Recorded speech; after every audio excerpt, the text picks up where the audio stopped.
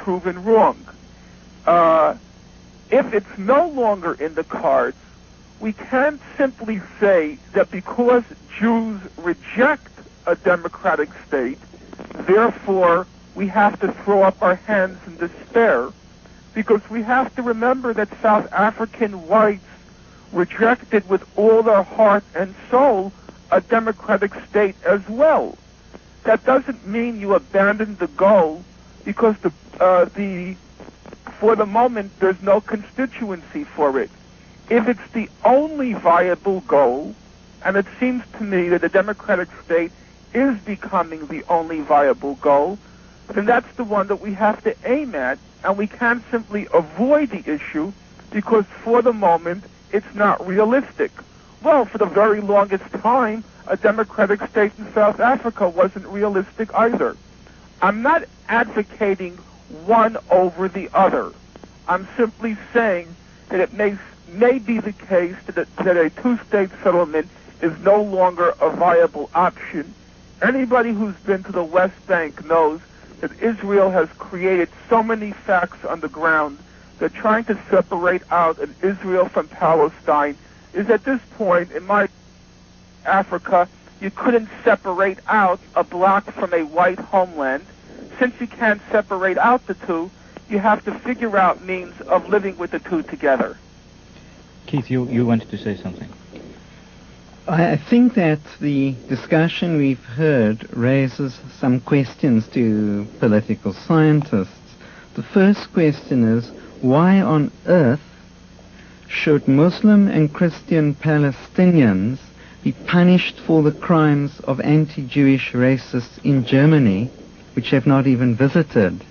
I can understand that the German government should pay war reparations to survivors of the Holocaust or to Jewish communities, but why should Palestinian peasants have their land confiscated and Palestinian urbanites have their houses expropriated as a compensation for that?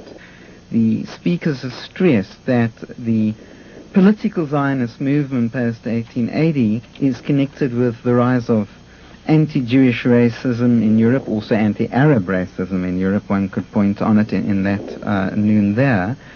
And this is not a direction that is going to cause justice. The balance of power, or the imbalance of power, I think that the discussion we've heard raises some questions to political scientists. The first question is, why on earth should Muslim and Christian Palestinians be punished for the crimes of anti-Jewish racists in Germany, which have not even visited? I can understand that the German government should pay war reparations to survivors of the Holocaust or to Jewish communities, but why should Palestinian peasants have their land confiscated and Palestinian urbanites have their houses expropriated as a compensation for that? The speakers have stressed that the political Zionist movement post 1880 is connected with the rise of anti-Jewish racism in Europe, also anti-Arab racism in Europe. One could point on it in that noon there. And this is not a direction that is going to cause justice. The balance of power, or the imbalance of power, to help Palestinians or Israelis, or within Israel, Israelis who are Muslim or Christian in their belief, is going to depend upon the pressure, e.g. if Israel is backed by the USA, without concomitant countervailing pressures on the other side. Regina Sharif, a Palestinian scholar, has drawn attention to what she calls non-Jewish Zionism, the role played by evangelical Protestant Christian movements in the USA, numerically far bigger than Jewish Americans and far bigger voters, in giving immense support for one side against the other. And I think pressure, both domestically and internationally, to say dismantle those settlements and remove is a duty on those concerned with injustice. The last point I'll make here is Radio 786 listeners who are, say, UCT students or lecturers can do an interesting little research project. Go to UCT's Jagger Library and look up the first and the second edition of the Jewish Encyclopedia. The first one from 1916 will list that Zionism, political Zionism, was very different to traditional religious Zionism, that the Jewish clerical establishment strongly opposed the rise of the political Zionist movement of the 1880s, formed a black cabinet in opposition against it, that secular Jews also said it's a mirror of anti-Semitism, saying that Jews can never be like Methodists, Britain or whatever, but are some sort of separate ethnic group. At that stage, the Zionist movement was a fairly fringe group, though growing within the Jewish establishment. If you look at the same entry unto Zionism in subsequent editions of the Jewish Encyclopedia, you will notice that all the information about anti-Zionist rabbis and anti-Zionism in Judaism has been completely censored out. In other words, the Zionist movement has, with the rise of anti-Jewish racism in Europe between the two world wars, established hegemony over the Jewish community. And I think it's that dynamic, changing historical situation which one must look at. It's not connected with high antiquity. South Africans know how Afrikaner nationalism hijacked and perverted Calvinism to justify white racism in a way that Calvinists elsewhere did not agree with, and attempting to harness religion for nationalist or ethnic reasons has very grim consequences. Is it just a coincidence that, to my knowledge, the Israeli and the current German constitution are the only ones in the world to say anyone who ethnically is Jewish or German, as soon as they step a foot into that country, Israel or Germany, on the airport, is automatically a citizen of Israel or Germany, Volksdeutsch in German, and the right of return law in Israel. Clearly, both Zionism and German nationalism flow out of that 1880s, that pan-Germanistic, the Wagnerian epoch. Okay, I just want to move on a little bit. I want to tackle the whole issue of present-day Israel. And I want to be very blunt about it. We've been talking, as Norman said, or Mark said, very theoretically. I want to know, in sort of clear language, is Israel racist? I mean, like South Africa was racist in its political philosophy. I mean, do Jews accept non-Jews as full citizens in Israel with equal rights under the same laws? By the definitions in this discussion, it's a fairly easy question. Israel is racist, and Israel's policies as applied to the Palestinians, with past laws, with land ownership restrictions, with restrictions on where they can live and where they can go, and different color license plates and different color passes depending upon which city they live in. And so by that definition, it's easy, and I suspect everybody on your panel is going to say yes. The problem is that definition is not the definition that's used by not just Israelis. It's not used by the largest country in the world, the United States. It's not used by most of the members of the United Nations. It's no longer even used by the PLO. Now, Norman is right. Just because a majority votes for something doesn't make it right. And just because something is happening at the moment doesn't mean we shouldn't oppose it. But nevertheless, it's terribly important not to sort of become insular and incestuous among ourselves and take sort of an easy way out and say, yes, Israel is racist and Israel should go, when in fact we are in not just a small minority, but so many institutions in the world, for whatever reason, have decided that Israel's desire to have a Jewish state is not defined by them as racist. Would you like to say something, Ivan? Yeah, shukran. I'd just like to comment. I think it's Mark who posed the question, what is the Islamic position on this particular issue? First and foremost, we've got to stress that the attitude of Islam to Judaism is governed by the first Islamic principle of Dinul Fitra, that is the natural religion of man, which places us firmly in support of Judaism.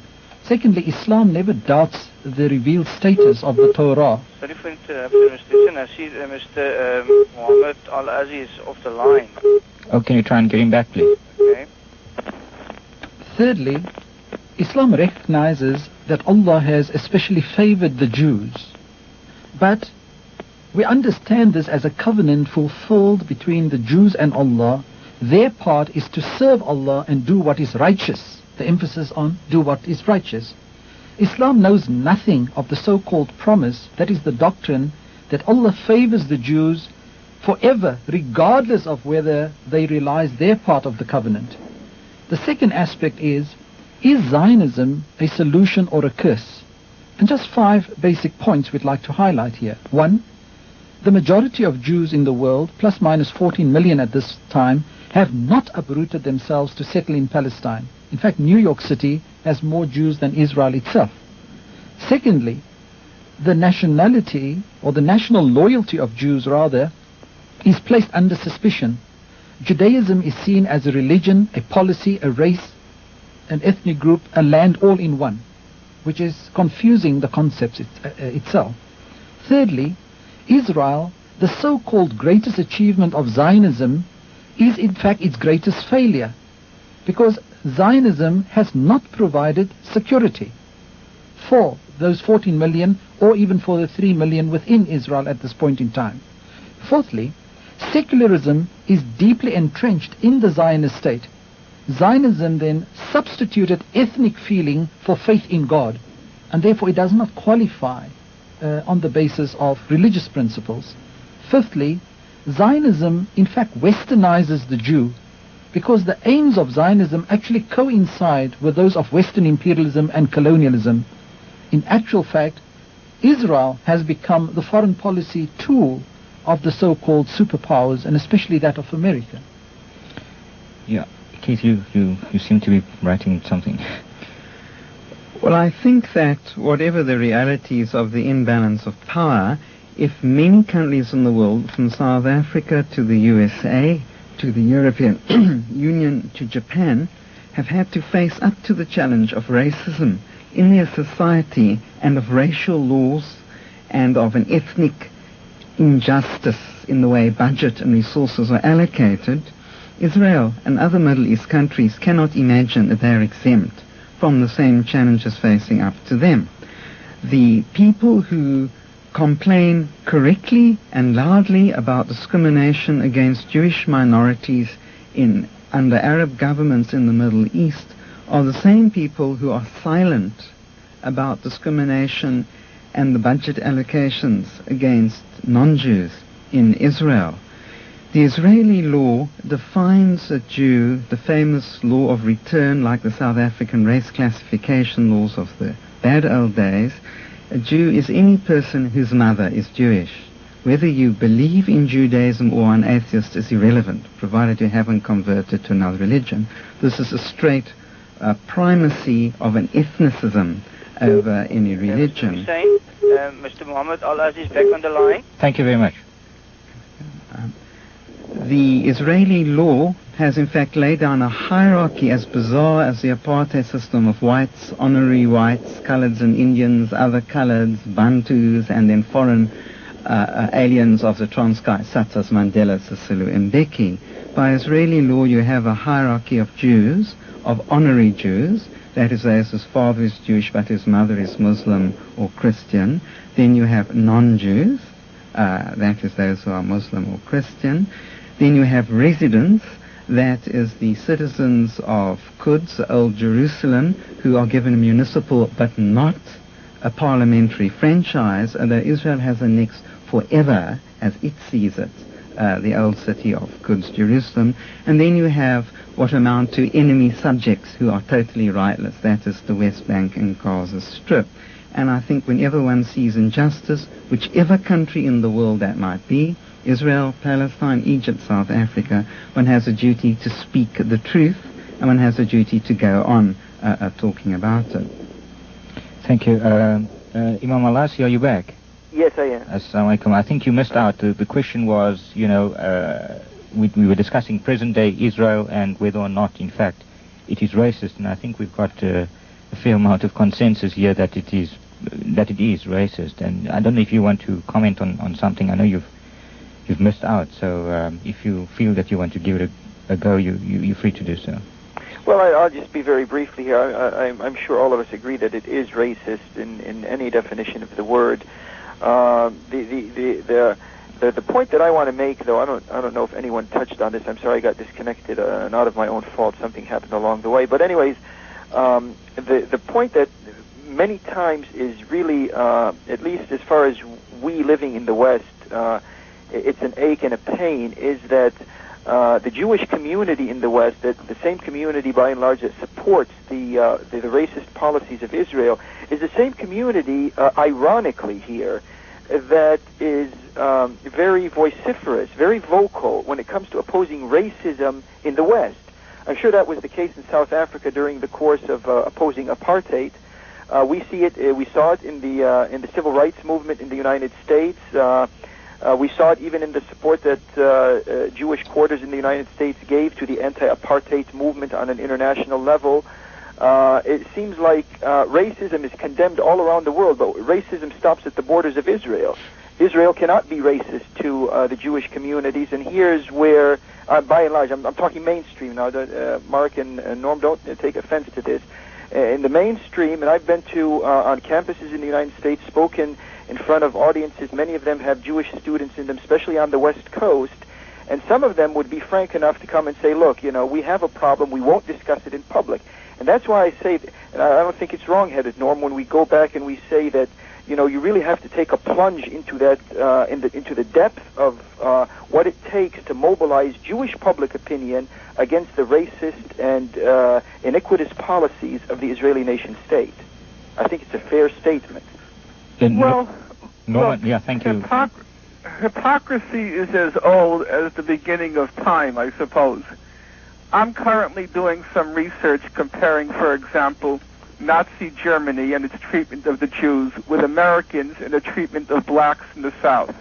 If you take Nazi Germany during the era 1933 to 39, the worst that could be said about them is what was the implementation of the Nuremberg laws, which prohibited mixed-race sexual relations, the anti-miscegenation laws, and also deprived Jews of the right to vote. Now, that was standard in the American South for blacks until in the mid-1960s. The Supreme Court first struck down the anti-miscegenation laws in 1967, and blacks effectively only won the right to vote in 1965. So while all Americans were condemning Nazis for the Nuremberg laws, we were practicing it right here in the American South, not only up until the World War II, but till way after World War II. So the fact that Jews will be hypocritical and they're going to condemn racism everywhere except in their own backyard, well, I think that's as American as apple pie, or as Jewish as a blintz. It's just not unusual. Yeah. I don't think the answer is to probe the Jewish psyche. Well, maybe for you, Norm, it's not because you're familiar with it more than us who are outside of it. But I say, with a clear conscience, that being ignorant of what goes on within the internal, let's say, family arguments in the Jewish community, I don't know what you want to call them. There may well be a very healthy attitude that is in its formative stages to oppose this ugly thing called Israeli Zionism. It may very well be, but I don't know about it. I don't think so at all. I think, currently, my own personal view is the current profile that American organized Jewry projects is repulsive. Not only on the Israel issue, but there's a kind of gross arrogance, gross indifference to the sufferings of others on the part of organized Jewry. I have no doubt about that, but I don't think it's a particularly Jewish issue. I think it's a function of power, it's a function of wealth, it's a function of class, and I think it's fairly typical of virtually any other group were in the position that Jews currently occupy. I don't think it's an issue of the Jewish psyche. I think it's an issue of, unfortunately, flaws in human nature which come out when you have accumulated a large amount of power and a large amount of wealth. And basically that's how I think Israelis are behaving. They're behaving like any ethnic group which has accumulated a large amount of power, backed by a large amount of wealth, and backed by the superpower in the world. They're doing what probably most ethnicities would do under the situation. I wouldn't call it anything particular to Jews. Okay. That's not my sense. Okay. I'm just going to, we probably have approximately 10 minutes left, but there are two issues that I just want to touch on. And we're going to do a quick circuit among the panelists. The one is, I want to touch on the strength of the Israeli lobby in Washington, and also the silence of the establishment press on issues relating to Israel.